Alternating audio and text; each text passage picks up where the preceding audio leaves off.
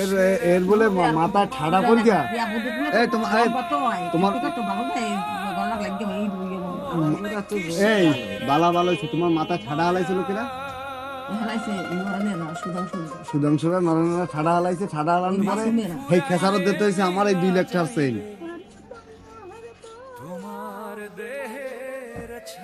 আগে ভালো ছিল না, পোলা একটা ছিল এইরকম জানতে পারি। বিক্রম নাম ছিল, হোটেলে চাকরি করতো। বিক্রম কোথায়? বিক্রম তোমার পোলা এখন কোথায়? যাও তো ওই ভাই ওই যাবো কি বাংকের যে সারা সময় দেখা হবে। তুমি ইন্ডিয়া যাবে না?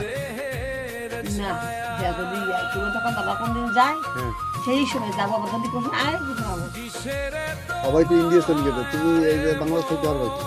এখন যাবে না তো দেরি আরে নতুন আছে, সবাই অপশন আছে। ওই যে মমতা দিদি তো ফেল করছে, আর শুভঙ্কর অধিকারী জিতছে। ইন্দিরা গান্ধী, ইন্দিরা গান্ধী তো মারা গেছে আগে। কে ইন্দিরা গান্ধী তো মারা গেছে। এমনি বুঝি নয়, নির্মলের তুমি এই সমস্ত ভারতের বড় বড় নেতা মায়ের মরে না, ইন্দিরা গান্ধী মতো নাকি এখন এই শুভেন্দু অধিকারী তোমার দেখা করবে। মমতা আফায় তো ফেল করছে, মমতা আফায় তোমার ডাকছে, এই ফেল করার কারণে এর বলে পিছনে আত্মমার ও নতুন হ্যাঁ তো বাংলাদেশে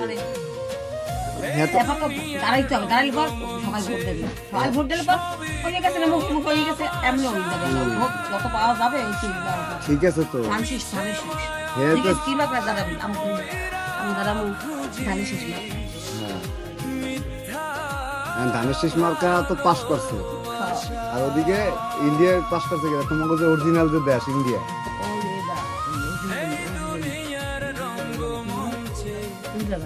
ইন্দিরা গান্ধী, গান্ধী পরিবার আর তোমাকে এক পরিবার। পিছা তো ভাই হইলে, পিছা তো ভাই হইলে এক পরিবার, তাহলে হে তোমার আত্মীয় হয় না? এইটাই তো আমরা করতেছি যে রাজীব গান্ধী, তারপরে কি গান্ধী, দেউলা গান্ধী, তুমি তো সঞ্জয় গান্ধী, এরা যদি তোমার আত্মীয় হয় না,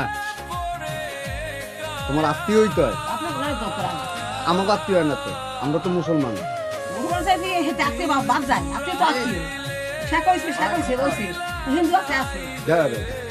এটা কোনো কথা?